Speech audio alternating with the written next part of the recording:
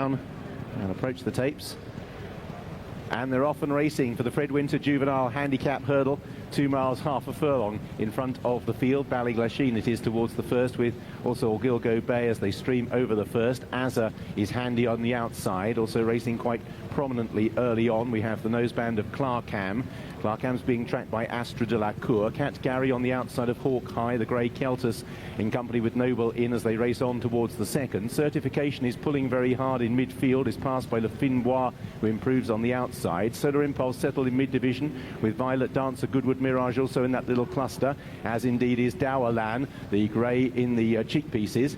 Two-thirds of the way back through the field, find Akdam, Kadudov and Ivan Grozny held up early, with also Handiwork as they just about completed their run to the second. Ravens Tower, Jadago held up in company with Baradari. As Azza leads over the second, Astra de la Cour is a faller, badly hampers Ballyglasheen. And we've also lost, I think it was Goodwood Mirage, who was brought down in the kerfuffle. So Goodwood Mirage was the other one that exited, and on the floor is Tony McCoy, well after the what will be the last fight of hurdles, providing they jump it. Astra de la Cour's rider Wayne Hutchinson is up okay. Both horses are galloping off. Ballyglasheen effectively was put out the race by that incident. He's dropped to the rear of the field and is now well behind. So Azza leads by about 2 or 3 lengths as they make their journey down the side of the racecourse. Orgligo Bay racing in second. Hawk High disputes third on the inside then as they approach the next of Clarkham.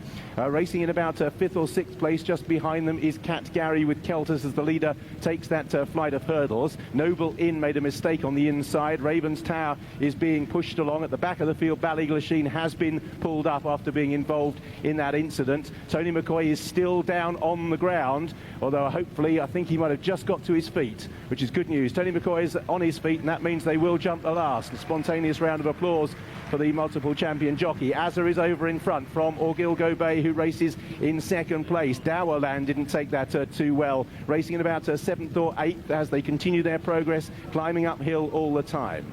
Azza leads Orgligo Bay in second place. Clarkham shows in third ahead of Hawk High. Katgary on the inside of Solar Impulse, White Cap and Red Cap respectively. Keltus comes in about 7th place as they step over that flight of hurdles. Le Finois is trying to improve.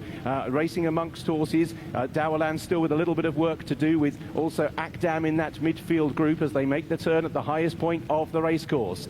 And out in front, it is still Azza who shows the way, leading by a length from Orgligo Bay. They're beginning to mass in behind. Hawk High racing on the inside of Clarkham. Katgary comes next. Dowerland trying to work back into it. Out wider Kadudov. Le Finois try to improve. Violet Dancer and Solar Impulse are right there. Also creeping into it, Azamboy Premier in the noseband. Ravens Tower Certification come next as they step over that flight of hurdles. It's Azza with Orgligo Bay travelling up strongly. Hawk High still there. Clarkham. Katgary's never been too far away in 5th place. Solar Impulse, Ravens Tower, then Violet Dancer. Ivan Grozny is making good ground into about 8th place as the leaders bunch up. This is 2 from home in the Fred Winter, and Clarkham has gone badly. Impedes a couple. Akdam was one that was brought down there, so another instant-packed race as Orgligo Bay leads the turn for home. Azza in second, then Hawk High. Katgary trying to recover, having been hampered, the White Cap. Then towards the outside, Ravens Tower and Solar Impulse. Down towards the last, Orgligo Bay being pressed by Hawk High, and Katgary towards the inside. Orgligo Bay wandering around. Katgary